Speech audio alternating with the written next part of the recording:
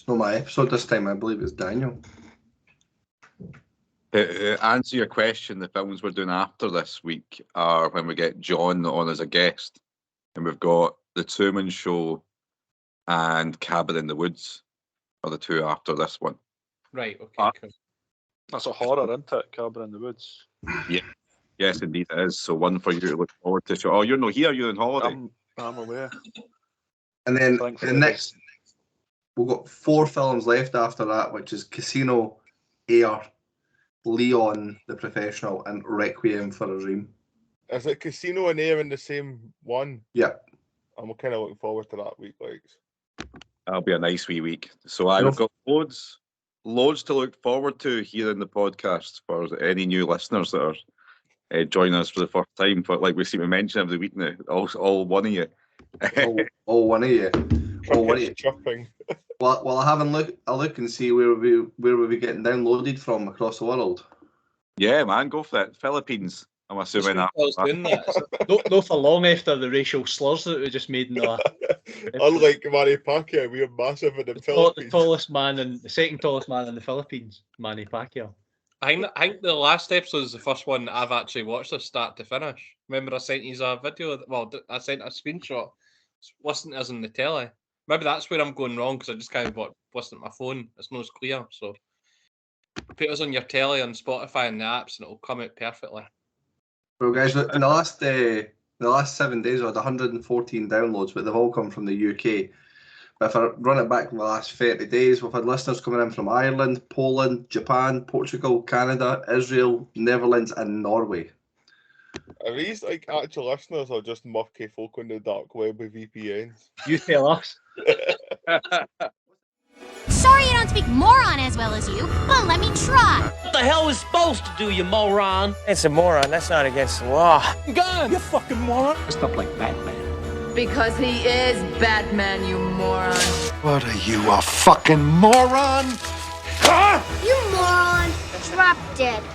Moron. Whoa! Up here, you morons. Stepping morons like yourself. Me down, you moron! Hey, moron! What's murky on the internet with a VPN? How does that work? How long do you actually need to listen to it for it to be classed as a listen?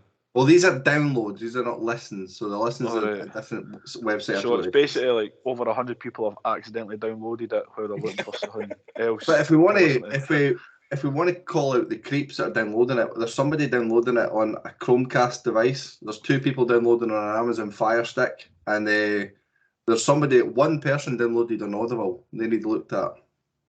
On what? That's definitely for that web, that download. Like. But 88% of people download like from Spotify, like the adults that they are. The rest of these are weird. Aye, man. Audible's a wonderful thing, but it's definitely not for podcasts. It's for lovely books. But last week we did a shitty boxing movie. So this week it's my choice, and we're doing Rocky, the greatest boxing movie of all time. So I'm very excited to talk about it. After that comment, I'm just want to shit all over it because you accused my movie of being shit. That wasn't very nice. What did you? So did you. I think you've established, Craig, that I'm not judging you based on the film that you've picked, especially if you're unseen. But you don't get so precious about it. It was shite. We're judging you on what you go to the cinema to see on your own. It wasn't shite. Yeah. So I chose this because 2 folk hadn't seen it. So I'm very interested in what Dubs and Burnsies have got to say about this film. So I feel like I've seen this about 50 times minimum, so I could probably talk about this for ages. So I want to hear what you two have got to say first. So Burnsies' face looks cheeky. I'm going to go to Dubs first. What did you think of this for the first time viewing? I thought it was outstanding. Like, really enjoyed it. I thought it was a wee bit slow in the beginning, but overall, it really enthralling. It's easy to see why it became so popular. There's actually not really that much boxing in it as well, which obviously we're talking about it being a boxing movie, but there's hardly any action. I mean, it's not that long a movie, isn't it? Like 90 minutes or something like that. Pretty short, no? 2 hours on the 2 hours. Was it? Aye. I ended up watching 2 and 3 after. I think one of them's really, really short, I'm sure. Maybe that's what I'm getting confused with. But aye, it's more like a kind of almost like a love story a wee bit. And aye, I just Sly, man, he's fucking lovable as anything. I just think he's fucking fantastic.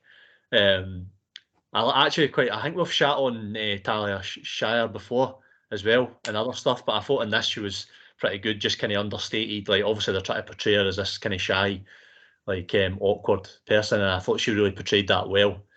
But especially I think the best thing about the movie is the ending, the final fight.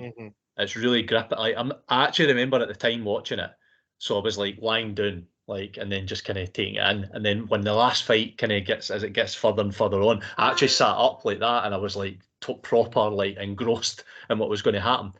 And I thought that the way that it ended as well, it didn't really have an end. It doesn't really show you like 100% what actually happened. You just kind of assume that because Apollo is obviously the more polished boxer, he kind of dominates the fight. So you assume that because it's went the distance, he's going to win on points. And obviously the big sort of achievement for Rocky is the fact that he goes that distance with like the best fighter on the planet. And obviously he's more concerned about Adrian, where she is, and telling her that he loves her and all that, rather than what the actual result of the fight is. But I thought that was a really poignant and kind of powerful way to end the film. But I was obviously, we talked about it a wee bit, how like two of us hadn't seen it before, but because I'd seen bits and stuff like that, that kind of puts me off a wee bit to an extent. But because of I hadn't really read anything about it before it and that, but I just thought this was just fantastic, and it was easy to see why they've completely fucking milked it for all it's worth after it, because it was just fucking brilliant. Excellent, man. Before I give mine, will we go to Burnsy? Yeah. So I'm kind of maybe not as strong as Dubs for my score wise, but no, I definitely did really enjoy it. I don't know if you're more, because obviously you've not said anything at all that you didn't enjoy about it. I don't know if you're thinking it's like top tier or whatever. I think as well as I did like how there wasn't a lot of focus on the boxing, and I think as well because it's all about the build up and anticipation of that fight, and the way the storyline's done, it makes it feel more of a bigger occasion, because it's you're like, oh, this is it, this is the one fight, because obviously in our movies, if they've got a few different fights and all that kind of stuff, that there's quite a lot of action, it kind of doesn't make you kind of think, oh, it's another fight. Whereas I think it was, you correct me if I'm wrong, but I'm sure like when I was watching it and it was at least 90 minutes in and they weren't even close to getting in the ring, and I was thinking, have I just missed completely, have I forgot how long the film is and there's still an hour to go? But I preferred it that way because there was that much spent in the build up, and you don't need to have it really long, and have the way the ending was done, as Dubs points out, was perfect as well. How it builds up to a sort of crescendo, if you like, and how that he mentions Rocky to his pal, that I can't remember who mentioned, if it's trainer or his pal or whatever. He mentioned something about the night before. He was like, I don't think I can win the fight now, but it's like, if I go the distance, I'm happy with that. So, and you don't want it, to me, it's like, if you just end up meeting them, you've been like, it was so obvious kind of thing. Yeah. You want there to be something that happens which isn't just a perfect ending. And the way they did do it, how he's more interested in Adrian, goes well, and like you say, it's a powerful message too. So it portrays his character really well. Do you know what I mean? Because all throughout the movie, he's just, like I say, he's so, the audience, I feel like, just fucking roots for him and really takes to him, I would say, throughout the film. And that way that ended, it's like he's not really interested in the result. He's not really interested in, like, he doesn't seem down, because he's obviously lost. Although they didn't, I don't think they actually announced the winner. That he's obviously going to lose, because he obviously Apollo Creed boxed him. But he's just not interested in that, really, which kind of is in keeping with the way that he acts throughout the film. Nothing really seems to faze him and stuff like that. I just wanted to come in with a wee bit. So cards on the table. I love this movie. I've watched it a million times, like Daniel. But watching it this time, I felt really uncomfortable with the whole scene, from him trying to get that date with Adrian to being in her being in his house. That the was whole good for thing, me, the whole way yeah. through it was just. Mm-hmm. Honestly, I was like skin crawling at how Siri came across, and the whole like, come into my house. No, I don't want to come in. No, you need to come in. I'm like, trust me, come in. And like, he's just over the top with her. And then it's like, she wants to leave. Oh, don't leave. Oh, I'll shout and tell Polly that you're here. Like, I don't know. I just felt like the whole situation was just. I think it's a wee bit dated. I think it's definitely. And that's what it is. It's watching it now in 2023, where you're like, she doesn't want to go. She gets forced to go because of her brother. And then she's uncomfortable the whole time, doesn't want to be there, and he doesn't let her leave, and then he like corners her and kisses her. It was just all a bit too much for me, and I was like, I know what you're saying. I don't. Because he's like, I'll kiss you, but you don't need to kiss me back.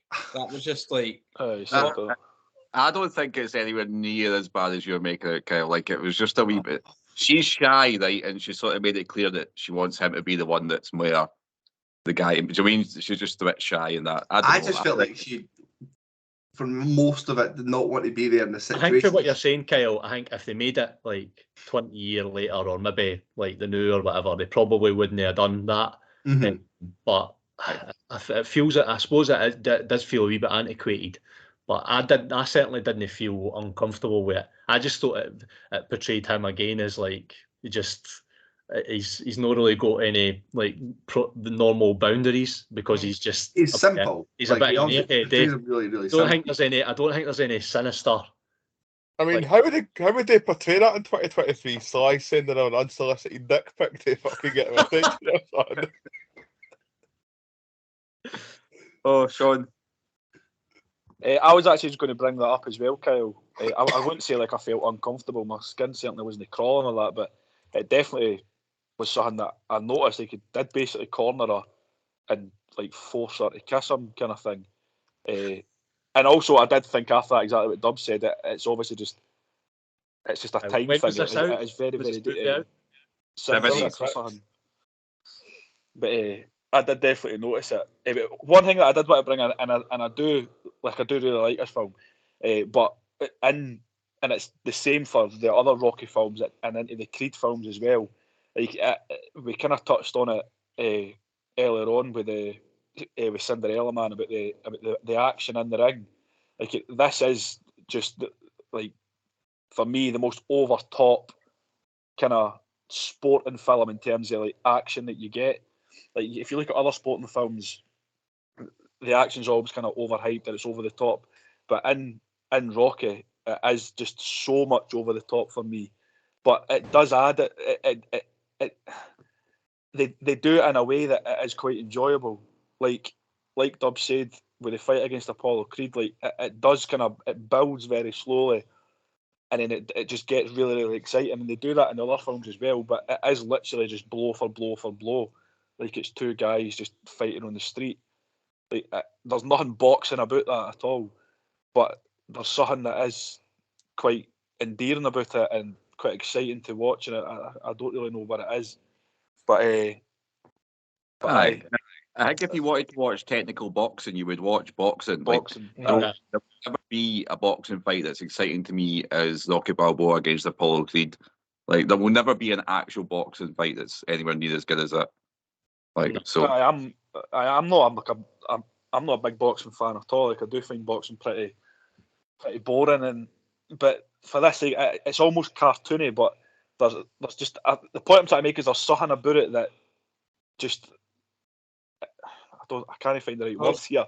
Draws you in, basically. But I think part of that, but you obviously have a different opinion to me, Sean, because obviously with the previous film, but to me, because this was the first time you actually saw him fighting someone, it made me think, I need to actually watch this. But whereas if it was a fight before it or whatever, then I wouldn't have felt the urge to be more concentrating on what was going on. But yeah, I get where you're coming from. No, but like, I think with that, what you're saying is in terms of, like, I think, see if they'd showed like 2 or 3 different boxing fights earlier on in the film, right? Mm-hmm. And because obviously they had like the film opened with a fight. But if they had a couple more after that, right? But it's the way that they built up the Apollo fight. the one thing that I hate about this is just how he gets the fight. It would just never ever happen. Like ever in a million years would that happen. That's the only thing that does kind of annoy me. Is that it was just far too simple that nobody has suddenly came on the world champions radar and has been given a last minute opportunity because somebody's pulled out. Like that just would that's just far too far fetched.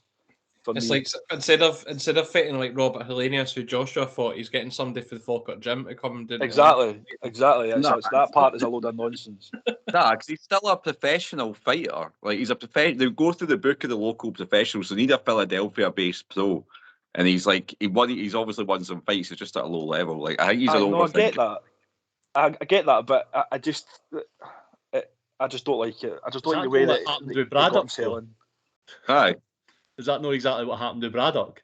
Aye. No, because he was a big time fighter who had went on a run of losses. So they basically brought him in as a punching bag to fight that guy, the big guy.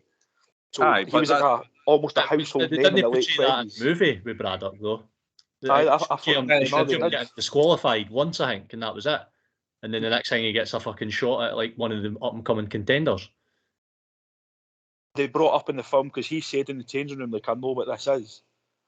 But obviously, we're not talking about that film anyway, but like, they definitely did bring it up that he was basically there as a punching bag.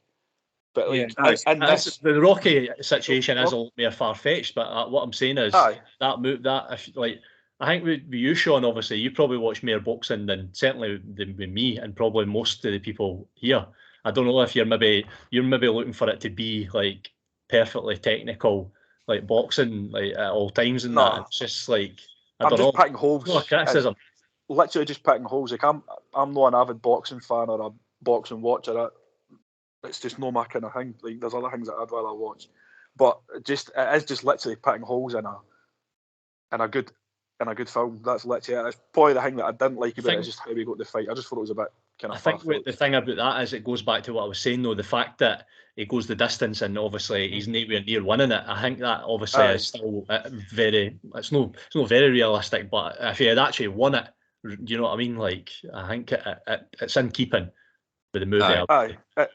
And it's definitely good that the way that they ended it, as you said, like they've kind of left it. It's obviously it's kind of clear that he's lost the fight, and as you said, he doesn't really care about that. But because they also done it in the second one as well, because when it might have been the second or the third, I can't remember. I've not seen them in that long, but him and Apollo were just in a gym, the two of them, because they fight in the second one, I'm sure, but they were just in a gym, the two of them, and they basically were going to go again. That's the last scene in the very last scene. Yeah. I was just that's why I stopped at the third one, because I really didn't rate that one at all. No. Just to quickly jump in, to give a bit of context to Rocky's here. So they've actually given him like an official boxing record and stuff to build his character. But before the fight with Creed, he had a record of 43 wins and 21 losses, 40 wins coming by knockout as a professional boxer. Aye, so he's like a journeyman boxer. Hunter, you've not said anything, so give us some of your thoughts. No, I've got off my trivia here, but I wanted to jump in just on Sean's point about the believability of this sort of fight actually happening. So, got to hear that Stallone was inspired to write the screenplay after seeing the Chuck Wepner Muhammad Ali fight in March 1975. 36-year-old Wepner was considered a moderate talent, but no one expected him to last more than 3 rounds against Ali. The longer the fight went on, the more shocked people became. Wepner even managed to knock Ali down in the 9th round. However, the final 6 rounds, Ali fucking basically beat him to a pulp. And basically, it was like with 19 seconds left in the final round, Ali eventually won by TKO. So maybe it isn't as far-fetched. Didn't that Wepner guy sue or something, no? No, that I can see for this, no. Maybe I've just totally invented that, but I thought I read something that he sued because it was so close to based on his. I didn't know. There's nothing on that. It just basically says that his life was then adapted in a film called The Bleeder, which came out 7 years ago. I was going to say as well, like, particularly in heavyweight boxing, there is a lot of stories in that sort of weight class that big massive upsets because obviously they've got the punching power. Like they can like upset the odds. If you look at like obviously Andy Ruiz beat Joshua, that was a fucking massive upset. You had Hasim Rahman beat Lennox Lewis as well. Like Buster Douglas beat Mike Tyson too. Yeah, there is a lot of kind of precedent for kind of really big underdogs in heavyweight boxing winning. I know, definitely. Like, I'm glad that the general consensus is good for this film. Like, 'cause I'll be honest, this is in my very top of my favourite films of all time. Like, a lot of it might be a bit of nostalgia for me, but even putting that aside, I just think this is fucking excellent. I think Stallone is unbelievably good, like acting wise in this. Yeah. Obviously, we know what he's gone on to do differently, right? But just taking this in isolation, I've not really seen him in much else, to be honest. Like, so is it just like shite and other stuff, or? No, he's just perfect for this one character, if you know what I mean. So I think it's quite close. The way he speaks and all that's very close to what he's like in real life. If you try and translate that into other characters, it's I think even in the other Rocky films that I watched subsequently, he's not as good as he is in the first one. Exactly. Aye. There's just something about this one. The other ones I quite enjoy to lesser degrees with each one, but they've become more popcorn films. I just think this first one's just, there's something perfect about it. Like, even just the wee guys singing the wee song when he's walking home for the fight and all that. Absolutely. I'm pretty sure, I don't want to step in your trivia, Hunter, but because I'm a geek for this film, I'm pretty sure the main guy singing is Stallone's brother, who used to sing with as a duet. Like, that's what they used to do before. Aye, thanks, Stallone. So even for that bit onwards, right, and there's a scene that I thought somebody would have mentioned, right, but when Mickey comes back to try and get himself back in his good books because he's got the fight now and he's trying to get him to coach him and he's showing him like all the clip-ins and Stallone's just like ignoring him and not quite ignoring him but barely responding to him and it's just that wee bit uncomfortable. And it's all just sort of shot in the one we've seen, and then eventually when Mickey goes away, Stallone loses the plot and he's like fucking smashing the wall and he's like, where the fuck were you when I was good and all this sort of stuff. I just thought Stallone was amazing at that point. Yeah. And then it sort of pans out and you see Mickey walking away and slowly just runs out and hugs him because he's on his own and he needs to. So I think this is just a really good story about adversity and about love. Like, he falls in love with Adrian and he just wants to prove to himself. And there's a few times that you see him talking to folk, like he's in the bar and the barman's calling Apollo a bum and he's like, that's the champion of the world, what are you talking about? And he just wants to just have been considered a good fighter, just a good solid pro. Like when he's running the ice rink. So like I think that's a great scene too when Polly tells him she likes ice skating, so he's like, fuck it, he goes to the ice rink and just like tries to get her on for a wee go round and he's running on with his boots and that. Which is funny, but the whole time he's just like, I just wanted to be considered a good pro and like nobody wants to fight me because I'm a southpaw, and like I just think he's always just wanted to be taken seriously. And because he's a bit of a biff and a bit of an idiot and he just, he is a bit of a down and out and nothing quite goes for him. Nobody's ever taken him seriously. And I just think that's the only reason he just wants his locker back, basically. That's just wants his locker back. That's fucking spot on, aye. He just wants to be treated with a bit of respect in his life. He's got fuck all. Like, he's got his two wee turtles. He's got his dog that he sees. Another fact, I'm so sure this is maybe in your trivia, Hunter, but that's his real dog. Yes, that's in the trivia, yeah. Stallone, before he sold the script to this film, because it was his screenplay, obviously. So he was sort of negotiating for ages, and he was totally skint, and he had to sell everything. So he had to sell his dog. So the first thing he did when he sold the screenplay was go and buy his dog back, and that's his dog that's in the film. Oh, is it really? Screenplay money. What's the dog called again? Bupkiss or something? No? Bupkiss, Yes, aye. I'm just going to want to... You finished, Daniel? Sorry. When you go. Right, just bring it back to that scene with Mikey. Right, that I've not like I've mentioned it for a time, but that was all like off the cuff. Stallone done that with that whole rant and shout. That was all. It was like kind of brought on by the apartment that they were filming in. Apparently, they just fucking stanky. So it was like that sort of being in that scenario helped build up the anger and the emotion for that scene. As I've said, is brilliantly acted. Obviously, just to have that and to be with that ability just to do that off the bat is just genius. And I think you've kind of touched on it there about the whole backstory about him having to they've done these fucking last pennies in order for this film, and then eventually got picked up. I think the reason, and obviously then I've also maybe touched on it with the trivia, just with the whole, like the guys who bought the screen right then, they were wanting other people in. It's like, I'm only selling it if I can get to be in it. And I think that personal level of investment, I think, helps it. When he's written this screenplay with only him in mind to play that role, and I think that's why it comes across, and he's so great in it, is because it's like the work. It's like a debut album, whatever. You've got your whole life to write this, and then obviously with how successful this then became, then it's we need another one in 2 years. That's a very good way of putting it. That's an excellent way of putting it. This is like his life's work essentially, and he's just done similar things to lesser success ever since, really.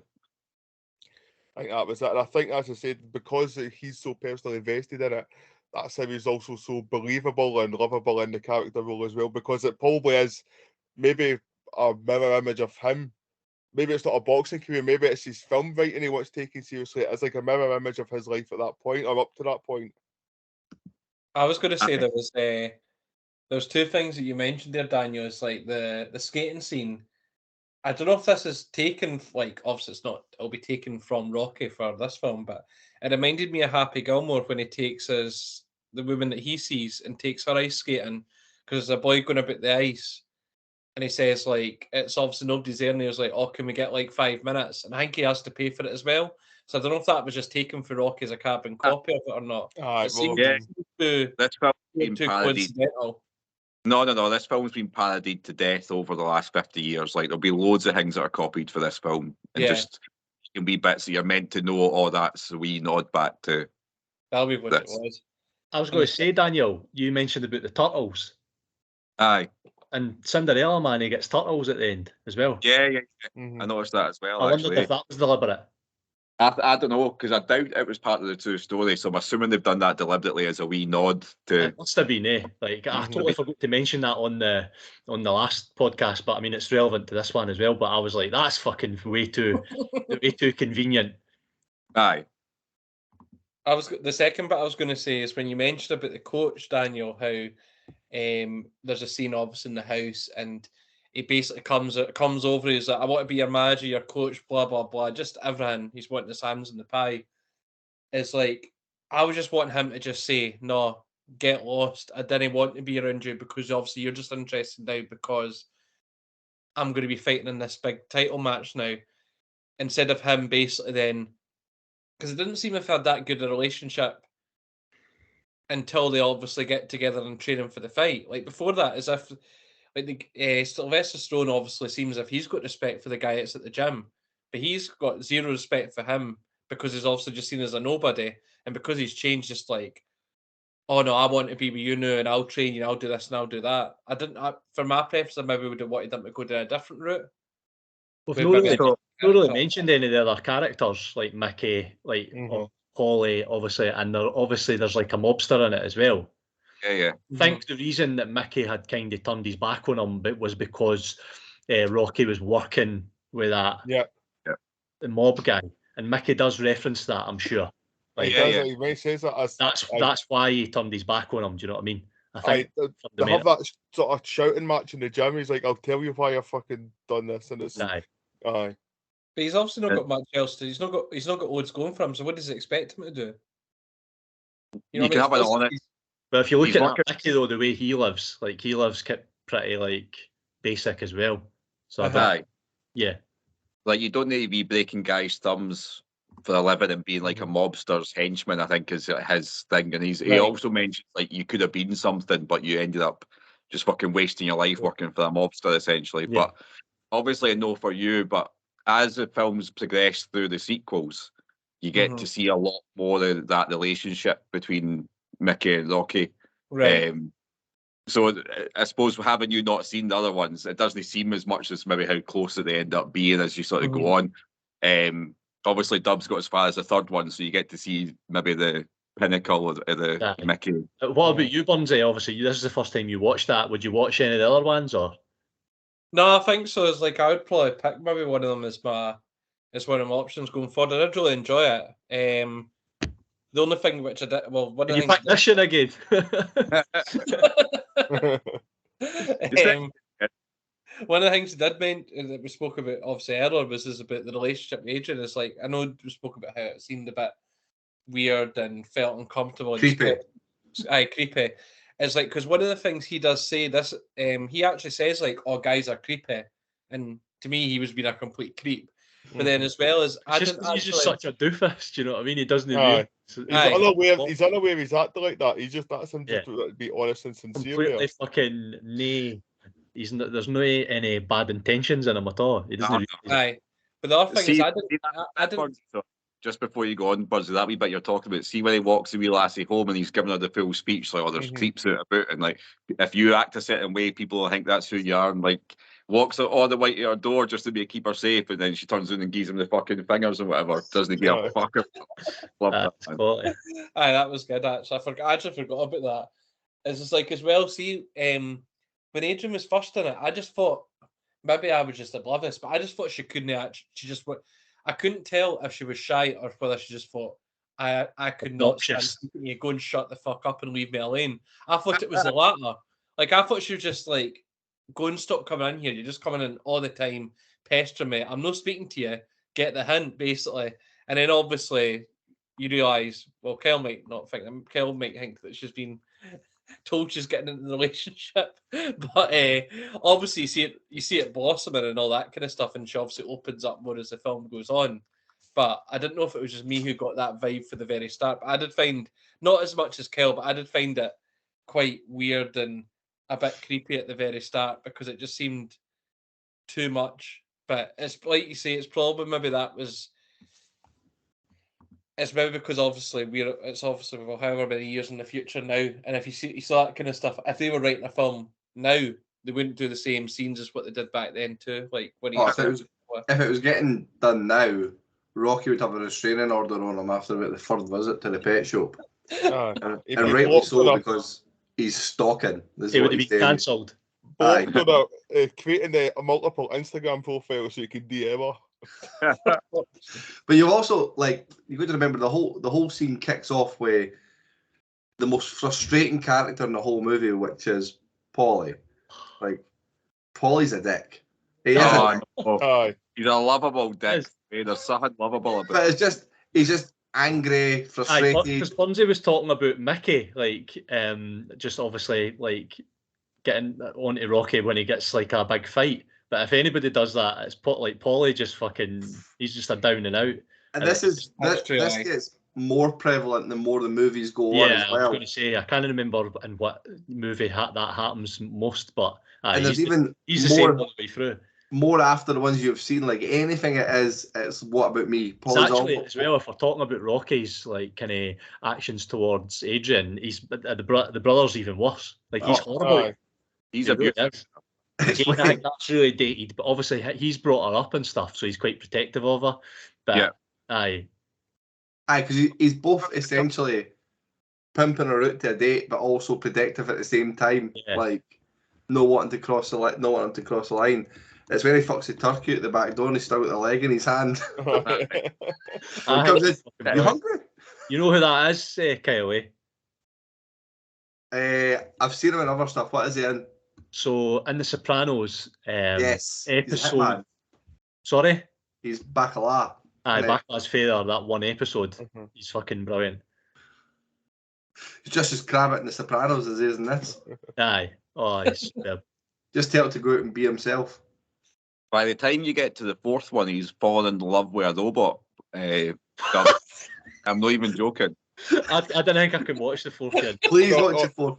The fourth is just like the ultimate 80s movie. That is the fourth film. I watched a wee bit of it recently, like before I'd even seen the first one. You should watch the fourth one just for the pure. It's the most over the top thing you've ever seen in your life. Like, see, compare it to this one. It's like it's unbelievable that they're for the same film universe. It's not that long either. I might just stick it on, but I'm not that keen. Like the whole film is basically music videos and montages and scenes like that. Cold War propaganda. Aye, and Rocky stops the Cold War by going to Russia, makes everyone love him. I'm not watching that shit. Like, brilliant, man. Unless you I was just going to say, sorry, Kyle, before you jump in. A lot of people think Eye of the Tiger is for this film. Obviously, I wanted to touch on the music. The music's still brilliant in this. Yeah. It's still iconic, but Eye of the Tiger's not till the third one. So I don't know if Burnsy, you were maybe expecting Eye of the Tiger to come out and it never did, and you were disappointed. But no, I can't. Now you say that, I was. If you'd asked me before, I'd probably why was that? But it just must have been out my head after watching the film. To be honest, probably may associates that song with Raymond van Barneveld and not. Expecting him to just do his celebration pose when he wins. I just wanted to come in with, we were talking about the fourth one being over the top, and I always think with these types of boxing matches, they should realistically get stopped within about the first round or two. Like, there should be a TKO in all of them, especially in Rocky 4. But it says here in the trivia, in the goof section again, with plot holes, and it said that it's incorrectly regarded as a goof that when Rocky knocks down Creed in the first round, he doesn't go to the neutral corner until a good 10 seconds after Creed's on the canvas. So this is because the referee is not allowed to start the count until the fighter's in a neutral corner. So if Rocky had went to the neutral corner immediately, he'd have won the title in the first round, because Creed took 18 seconds to get up. I think that's pretty standard in most boxing matches, though. Like, you see it all the time. Like, they shuffle them away and then they sort of start the count after a while. So that's somebody being a wanker. I think it's quite clever. I mean, with it being intentional in the movie, it's quite clever. Aye, true. But I'm really glad this has mostly gone down well. But I used to, like, I don't know, I've always loved these films. And me and my mate Pablo, a guy I was pals with as a teenager, we used to every sort of couple of months just watch all of these back to back. Apart from the fifth one, I had the anthology box set, and I just chucked the fifth one in the bin. So I was going to say about the fifth one, I read the reviews of that. Oh, it's horrid. It's horrid. It's the worst thing ever. Like, the rest of them. So I mean, Stallone himself. Is that the one with Tommy Gunn? Yeah. Oh my God! So he's retired, and he's sort of training up another wee kid to be a boxer. But then he ends up having like a street fight with him at the end, and he's getting flashbacks to Mickey. Like, oh my God, it's just terrible, man. Really bad. His son turns into a punk. Oh, and his son, like, gave him grief and all that. But then Rocky Balboa, when it came back, it's good again. It got good again. Right, and that year's only like, what? That was recent, was it not? 2006 or something about then, aye. 2006. I don't know if you've seen Creed as well. Yeah. But I watched all the Creeds recently, and they're actually really good too. There's a bit of a thing with him in Creed 3, like off, like I think Sylvester Stallone took the huff about the direction it was going or something. No, he didn't. He didn't take the huff. He's annoyed that I think he's got nothing to do with it, and it's all been him all the way through. And then I read that he pulled out, or like obviously before it was even filmed in, he pulled out because of the direction that they were about to take it in. Whoever it was, so there was a disagreement there. It should be Stallone's. It's his thing. Like any decision, it's like, I don't know. It's his. He should be allowed to decide whatever the fuck happens with it. Fair play to him, like, because every single part of it's been written by him, and the whole Creed was him as well. The original Creed movie was Stallone, and then now suddenly he's losing control of it. I'd tell him to fuck off too. No, they're definitely worth a watch. So I enjoyed all three of them. Like, was there 2 or 3? The third one. There's 3. Aye, 3. Sorry, doubt myself. I know they're good. It just shows you that this one film has spawned so many other fucking films, like all the sequels and a fucking reboot, and then another fucking spin-off now. And there'll be more things that will come for it too. But I absolutely love this. It's interesting with this movie and last week's movie being just 2 boxers that are both down in their luck, but both films are dramatically different. Oh, aye.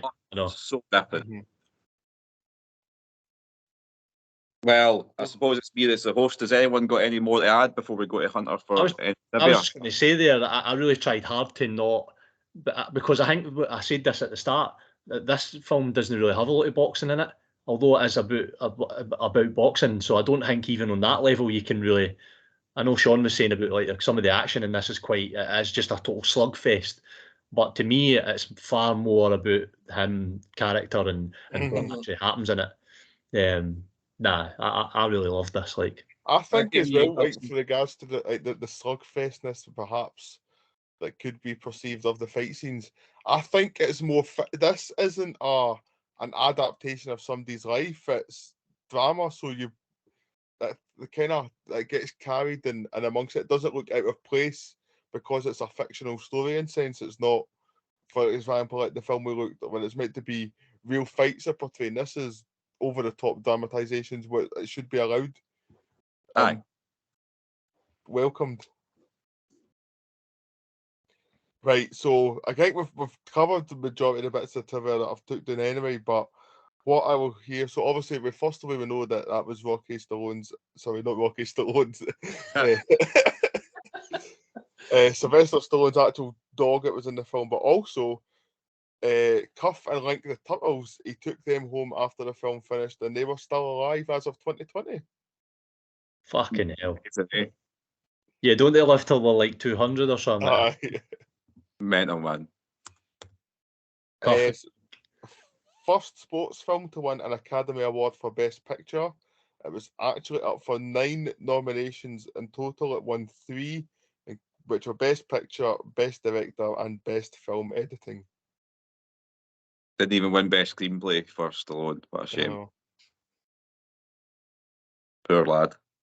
No, you were talking about his animals there, sorry. Just a funny story I read about Stallone recently, right? Him and his wife were having a disagreement over getting a new dog because he wanted another dog. So she said no, and he ignored her and got the dog anyway. So they ended up getting divorced. So he had a big tattoo, like two portrait of his wife on his arm. So he just got it covered up by a portrait of the dog guy. I knew you were going to say that. What a hero. He's the man, like. Does what the fuck he wants. It beat Taxi Driver to Best Picture that year. Damn right. You didn't rate that, eh?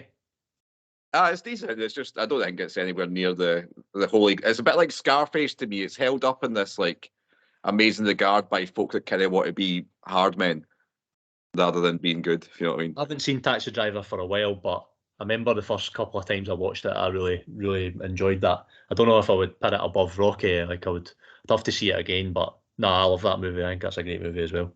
But and the movie that beat it for Best Writing Screenplay was a movie called Network. Never heard it. No. Same. I'm assuming Nero beat Stallone to Best Actor. Best Actor for that year was Peter Finch for Network. Oh. So he beat both De Niro and Stallone. This Network is ranked as the number 222nd of all time in IMDb. There you go. But is Rocky above it? Rocky's 212. There you go. That'll do. Just scraped it against beating Network. So, has anyone got any final thoughts before we go to the scores, guys? Are we going to go to the scores early, or how are we feeling? I feel like we've just. I was expecting somebody to work in that joke about Sylvester saying Stallone not finished half an hour ago. Not finished half an hour ago. I was in my head like 20 minutes ago. Aye, I've tried to swing that in loads of times in my life because I still think it's fucking hilarious. Like, my daughter got me one recently, but it was similar to that. But it was Reese Witherspoon, and it was about her being murdered. It's like, did you hear about her being murdered? It's like Reese. Oh, what's her last name? And I was like, oh, Witherspoon. She was like, no, it was with a knife. God. That's you can tell we're old because I got hit with that ages ago with it being a TikTok joke, and obviously we're old men, so we're like a year behind with all that kind of trends. I'll see it on Instagram Reels next week. Like adults. Yes. That's why the only social media we've really got is Instagram, and it's just because we're too old to have anything else, really. We're old cunts. Old cunts. That could be the name of the podcast this week. Old cunts. It's maybe a bit better than unsolicited dick pic. That's well, bad. That was the name of the podcast. I feel like that's been the name of a podcast before. It probably has. I probably had this again. Unsolicited dick pic volume 2. Aye. Oh man. So we want to give some scores then. Like, here's how I'm going to do Your it. episode, mate. I'm going to do it in order of who I think's given the lowest score, and then work my way up through everybody. We ken who that is. I'm going to, despite someone sounding more negative initially, I'm going to Burnsie for his score first. Oh. I'm going to give it a 4, please. That's exactly what I thought you were going to give it, and what I think, who I think slightly above you is Sean, so I'm going to Sean next. I'm giving it a 4.5, the same as the last one. I'm going to go to Hunter next. 4.5 also. Kyle. I'm going to go a wee bit lower than Hunter and Sean. I'm going to go with a 4.25. Damn it. Fuck me I up would then. say pre-watching the movie, I was at the 4.5 stage, and I just, you know, today when it's fresh in my mind watching it today, I felt a little bit more uncomfortable watching it than I ever have. Oh, because fuck's sake. Dub. I'm a 4.25 as well. I really enjoyed it. It's no like my favourite film ever or approaching that, but superb. Nice. And I think you all know what's coming with this one, but it's a nice big 5 for me. Absolutely love this one. Wee rare 5. I know. That Still must be one of the highest since we've been doing this like tranche scene and unseen, no? Probably is. must be. It must be. Let's see when Burnsies worked out the maths. That's a 4.42. Nice. 4.42. This is what I thought Green Room was going to be when I said it.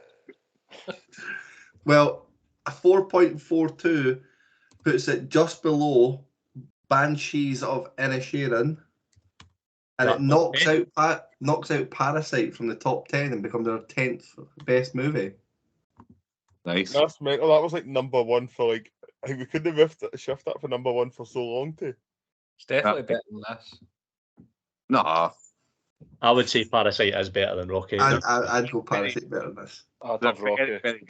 They're very different films. But I mean, come on, this is like a fucking joy a minute. It's amazing. It's like a fucking happy meal on a roller coaster. Parasite's tremendous, though. It is. It's good. It is. So, Kyle, did you say that the Banshees of Inisherin's 9th? Yeah. It's above, aye. That was a I've great never film seen as that well. yet. Oh, it's so good. You'd like it. You'd like it. It's good, man. That was the reason I gave this a 4, because I think I gave that a 4.25 and it's a little better. I knew you were going to be the lowest, Burnsie. I knew that a 4 was the max you were giving it. That's why I went here. I thought it was going to be Sean. I saw that. A 4.5 thinking that's the lowest score at the 6. Oh, no. I thought Daniel was going to come to me first, but I meant sorry. All right. Right, okay, no. I guess. So, I'm going to take this opportunity, since it's me that's in charge this week, to say that from next week we're going to have John on, because Sean's taking some annual leave. Again, I know he's fucking... Sorry, when was the last time that I wasn't here? Well, I'm sure your last review, you only had 4 days annual leave left, so I think you maybe nearly milked that. We'll see. You need to take this unpaid. I think we're getting to unpaid leave to it. So you can maybe buy more holidays. I think we could do a buyback. Listen, here, I would much rather be with you guys doing this than going on holiday. Be the missus. I need to get like Laurie to record Sean's footage on the plane just to see how much he's enjoying that. It's honestly, it's consumed my mind this week, right? And to calm myself down, I've been going on Flight Radar just to see how many flights are in the world and just to try and remind myself that it's a safe method of transport. You're more likely to be killed riding a donkey or something, I think. I know, but see when you're 36,000 feet in the air, going 900 miles an hour on a tin can, that logic goes right out the window for me. 900. Unfortunately, no, doesn't it? That's what logic is. That's the whole point. I don't think there is any, Kyle, because it's you adding up all the feet that you're up in the air. The point is that they've taken that into consideration before. That's the pilot doesn't get up there and think, "Oh, wait, no, we're 36,000 feet in the air." I know, but I'm not a fucking pilot. I'm a shite. Like, the point is yeah, that just like you're not flying the plane though.